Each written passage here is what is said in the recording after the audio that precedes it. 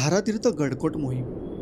पुण्यश्लोक छत्रपती श्री शिवाजी महाराजांनी उभं केलेलं हिंदवी स्वराज्य गडदुर्गांच्या आधारेच निर्माण केलं आणि याच गडकोटांच्या बळावर महाराजांनी अत्यंत अल्प साधन सामुग्री आणि थोडक्या सैन्यबळाच्या आधारे शेकडो रणसंग्रामात निर्णायक विजय मिळवले. हे गडकोट जर नसते तर इतक्या अल्पावधीत हे हिंदवी स्वराज्य निर्माण होऊ शकलं नसतं. ह्या गडांवर हजारो नरवीरांनी आपल्या प्राणाची आहुती दिली आणि या गडदुर्गांना धारातीर्थ बनवलं. घडलीत धारातीर्थ म्हणून टिकलीत तीर्थक्षेत्र. हे सत्य ध्यानात घेऊन उगवत्या पिढीच्या अंतःकरणात देव, देश आणि धर्म याविषयी अपार श्रद्धा उत्पन्न करण्याचा मोहिमा अत्यंत प्रभावी मार्ग. आणि म्हणूनच मागच्या 35 ते 40 वर्षांपासून गुरुवर्य संभाजीराव भिडे गुरुजी अशा मोहिमा आयोजित करतात. ज्या कोणाला देश टिकवायचा असेल त्याला भगवान छत्रपतींचं अंतरंग समजलं पाहिजे आणि ते समजायचं असेल तर शिवछत्रपतींचे जिवंत साक्षीदार असणाऱ्या या गडदुर्गांच्यात श्रद्धायुक्त भावनेनं गेलं पाहिजे. एका गडापासून दुसऱ्या गडापर्यंत पायी प्रवास करणं, वाटेतल्या ऐतिहासिक स्थळांची दर्शनं घेणं, शिवछत्रपतींच्या जीवनाचं तत्त्वज्ञान आत्मसात करण्याचा प्रयत्न करणं, तानाजी, बाजी, येसाजी यांचा जीवनाचा अंशतः अनुभव घेणं असं या धारातीर्थ गडकोट मोहिमेचं स्वरूप असतं. मोहिमेची सुरुवात ही श्री तुळजाभवानीच्या आरतीनं आणि परमपवित्र भगव्या ध्वजाच्या पूजनानं होते. मोहिमेत सहभागी होणारा धारकरी म्हणजे काय तर डोक्यावर वारकरी टोपी, हातात दंड आणि डोळ्यात शिवछत्रपतींचं अर्ध राहिलेलं स्वप्न पूर्ण करण्याची इच्छा असणारा, अगदी वयाच्या 12 वर्षापासून ते वयाच्या 70 गाठलेल्या तरुणापर्यंत.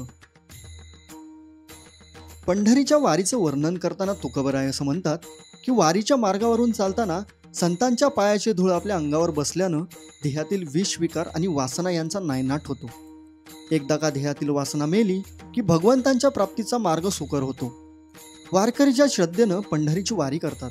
अगदी त्याच श्रद्धेनं धारकरी ह्या गडदुर्गांच्या मोहिमा करत असतात.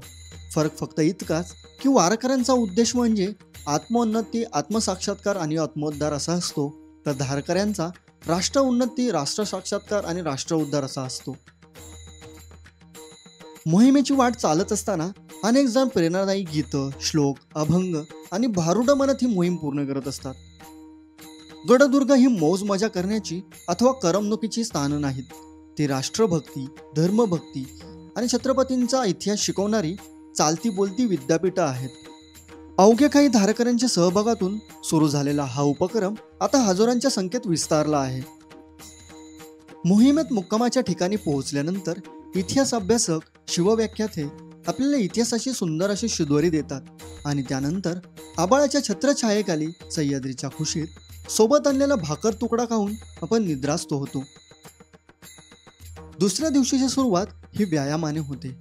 सकाळी उठून सूर्यनमस्कार आणि जोर बैठकांचा केलेला हा व्यायाम पुढल्या संपूर्ण दिवसाचं सामर्थ्य देऊन जातो. मोहिमेत सहभागी झालेल्या या हजारो धारकऱ्यांचं नेतृत्व हा परमपवित्र भगवा ध्वज करत असतो आणि दरवर्षी ह्या ध्वजाचा मान पटकावण्यासाठी सामील झालेल्या धारकऱ्यांची शिवप्रभू दौड घेतली जाते आणि या दौडेमध्ये प्रथम येणाऱ्या धारकऱ्यालाच पुढल्या वर्षीचा ध्वजाचा मान दिला जातो. शेकडो नरवीरांनी आपल्या रक्ताने या गडकोटांवर अभिषेक केला आणि त्यामुळं इथल्या मातीला पावित्र्य प्राप्त झालं. ही माती आपण मस्तकी लावावी, चिमूट घेऊन भक्षण करावी. 4-5 दिवस ह्या सह्याद्रीच्या खुशीत चालत असताना स्वतःच्या पोटाची भूक भागवण्यासाठी आपण घरातूनच 4 दिवस पुरेल अशी शिदोरी बांधून घेतो. समारोहाच्या आदल्या दिवशी श्री तुळजाभवानीचा प्रसाद म्हणून आयोजित केलेल्या भंडाऱ्याचा आस्वाद देखील आपल्याला मोहिमेत घेता येतो.